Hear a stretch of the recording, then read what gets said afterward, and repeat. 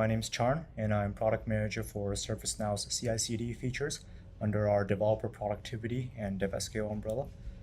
And today I'm going to show you how to create a CI/CD pipeline on GitLab for a brand new application. So we're going to start off here in my dev instance and create an application. And we'll call it a new GitLab app. I'm going to copy that. We're going to make it a global app.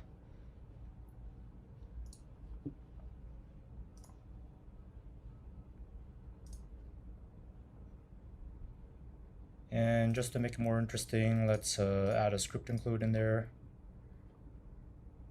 A global file here, same name, script1. And we'll say this is some feature. Great, so we've got a global app with a global file in it. And let's link it to source control. So great, now we need a new GitLab project. This here is my GitLab account, so we're going to create a new project here. So we have a repo to work with, and we're just going to call it the same thing. It can also be public. Create that project. Go ahead and grab the link for the repo, plug it in here. Since this is the first time creating this, we're actually just going to stick with the master branch, and I already have my credentials set up on this instance from before, so let's link it to source control.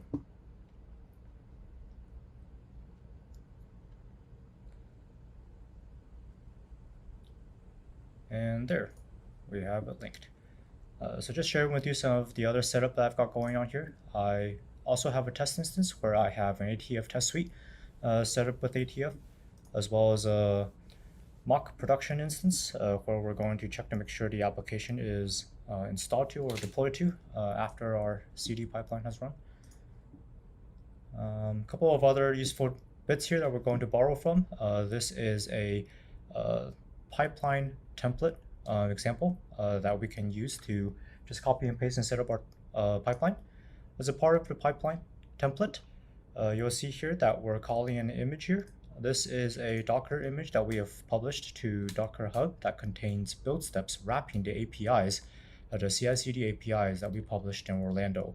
That way, our customers don't have to spend the time poring over the API documentation and wrapping each of the APIs individually, and can instead just call upon the equivalent build steps. So, for example, if you're doing a source control, apply remote changes, all you have to do is fill in the right values, pass in the right values as parameters, and you're off to the races. So that's actually what we're going to do here now that we've successfully linked to source control and done our first commit and push up of the application.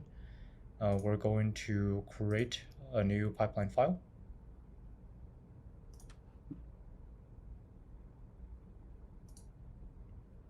And you can also hear that there's already GitLab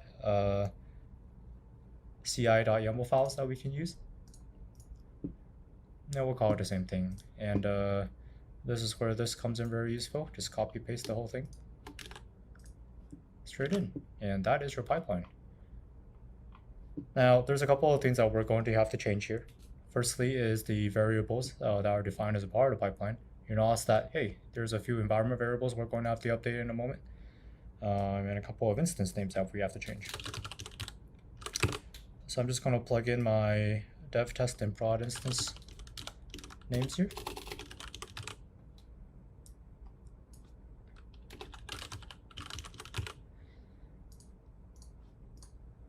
Go grab the sysid from my newly created application.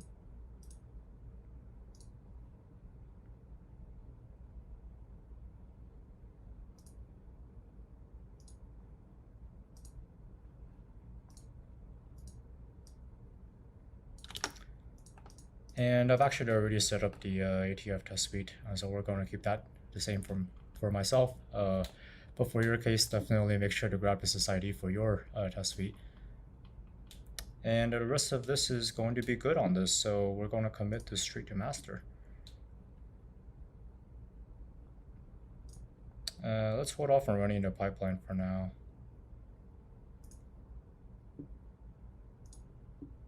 One of the other things that we have to set up here,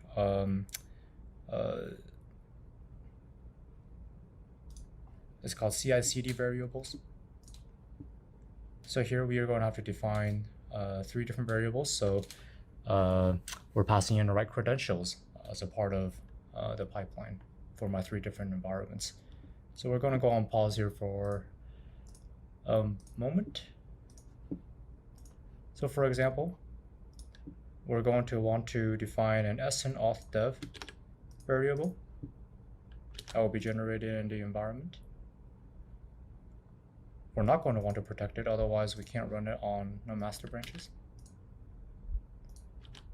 And I'm going to be doing this 3 times.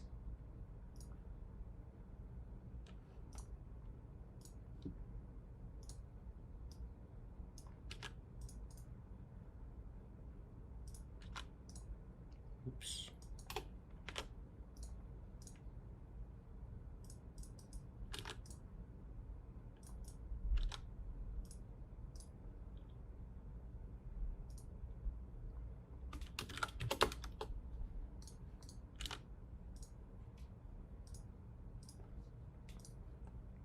It's great. I've got my CI/CD variables set up here now. We're going to head back to my pipeline.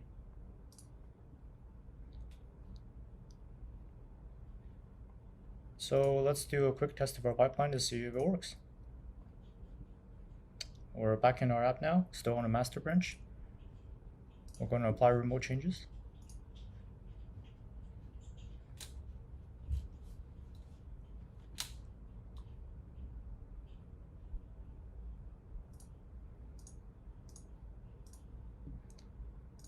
Great.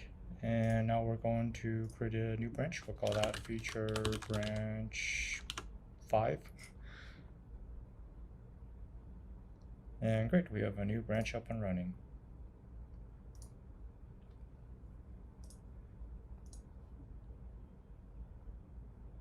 As a part of this new branch, if we refresh here, we should see the branches here. Terrific. Let's increment a version of the application, representing some feature changes. We can even create a new script include again. And we'll just call it new GitLab app script 2. Some new feature branch stuff. So great, we've incremented a version, added a feature in the form of a script. We refresh that real quick, should see 2 scripts here. And wait for the source control to load in. Great, we can commit the changes and we should see here 2 changes that we made. One is new script and one is the version increment on sysapp. And we're going to do both, so we'll call it new version and script.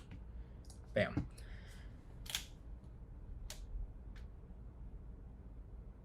Gonna commit that, push it up to the repo.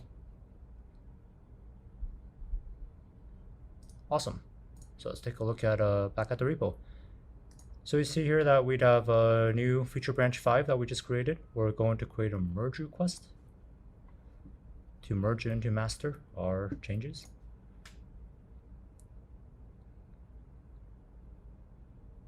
And that kicked off a pipeline based on what we just entered in.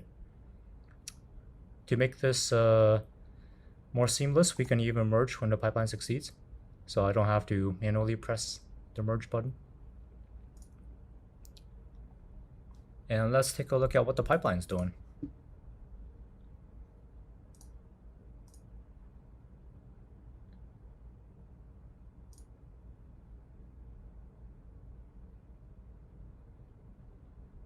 So the pipeline that we copy pasted is triggered on 2 ways. Firstly is on pull requests from feature branches into master, and the secondly is when the master branch itself is updated. On a pull request, we are applying changes down from the Git repo to our dev instance for that branch. We're publishing from the dev instance a version of the application. Then we're installing the application version into a test instance, running the ATF test suite that I've got set up beforehand, And if that's successful, it will not roll back the app, but will complete the build for the merge request, at which point we'll be merging into master automatically. However, if the test fails, then we're going to roll back the application to clean up the test environment.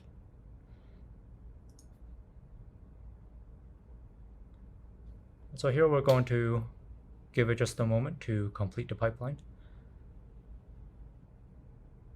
See here that the app has been installed.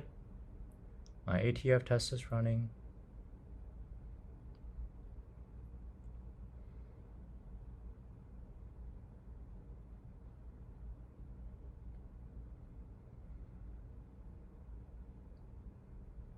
And my test is passed. So if we head back to the merge request here and give that a quick refresh, we'll see here that the build passed and it was automatically merged into master. And I elected to have the branch automatically deleted earlier, so that feature branch is gone. And if we go take another look at the pipeline, we should see here that the CD part of the pipeline is running. So on the master branch, since it had the feature branch merged in, we're kicking off that deploy to prod stage, and that's been successful as well. So if we head over here to my production instance here, we should be able to see that for the application is published on this instance and is at the right version. Let me give that a good old refresh. Yep, so new GitLab app version 107 has been deployed to production after passing the build. So that concludes our demo today, starting from scratch with a global app, linking to source control, building your first CI/CD pipeline, and then pushing through a feature branch through a pull request or merge request in GitLab parlance. And once that build passed, we merged it into master and trigger deploy into production. So thank you so much for your time today.